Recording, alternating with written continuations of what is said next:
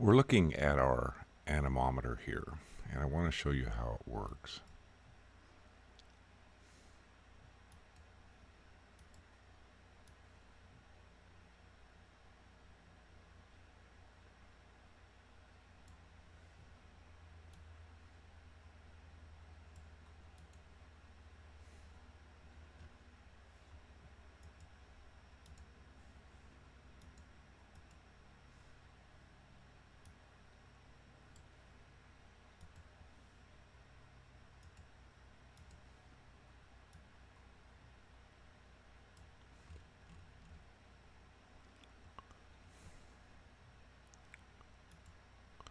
So our air will come in here, and it has no other place to go but up through here.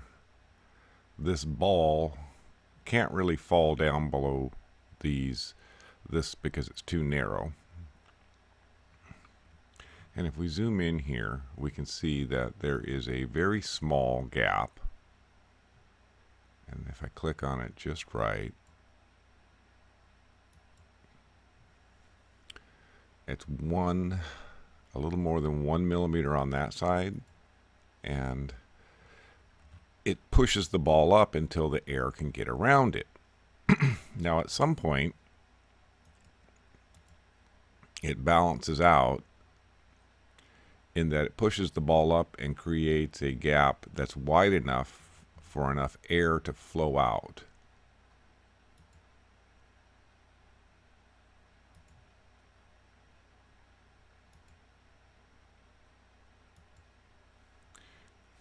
I didn't quite do it.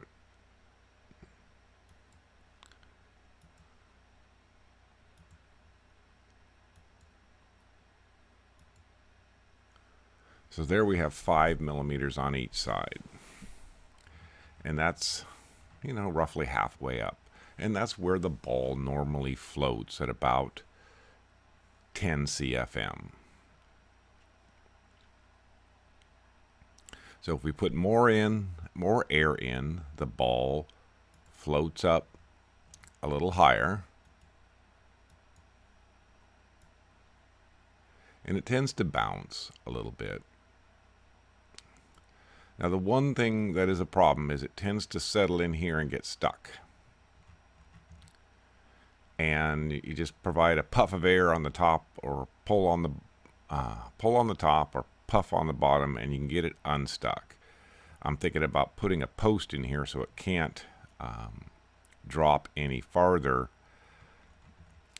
It's just a problem that you have to deal with, because you can get a misreading if the ball doesn't move. The ball has to float in the air.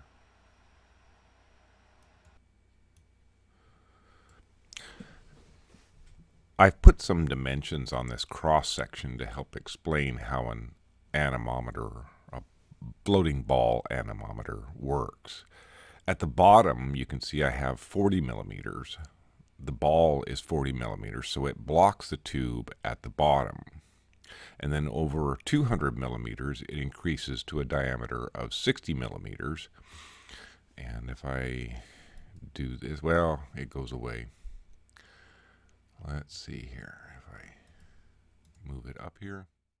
Smokeless Chimney, warm homes and clean air for everyone. Thanks for watching.